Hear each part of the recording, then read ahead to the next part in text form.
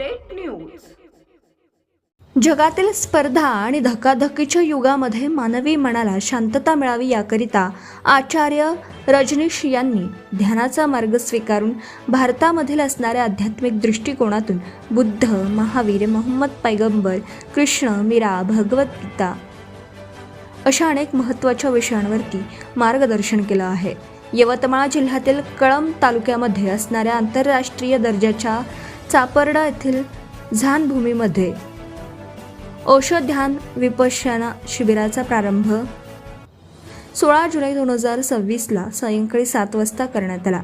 या ध्यान विपश्यना ध्यान उपासना शिबिराचं उद्घाटन डॉक्टर बोधी अशोक स्वामी बोधी आनंद यांच्या हस्ते करण्यात आलं.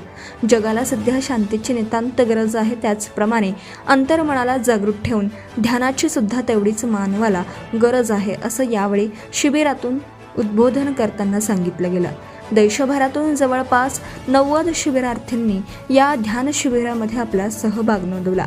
जगामध्ये दुःख आहे, त्याला कारण आहे आणि दुःख निवारणासाठी मार्ग आहेत, अशा प्रकारचा संदेश तथागत भगवान गौतम बुद्धांनी संपूर्ण विश्वाला दिलेला आहे.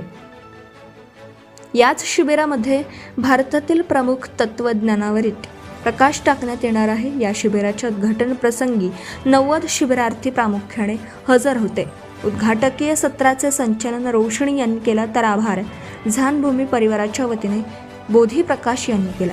यावेळी ध्यान विपश्यना शिबिराच्या शिबिरार्थींचं व्यवस्थापन करण्याकरिता बोधी उद्धवराव भालेराव, माजी आयुक्त पौर्णिमा काटकर, दीपक ब्राह्मणे यांनी बघितलं.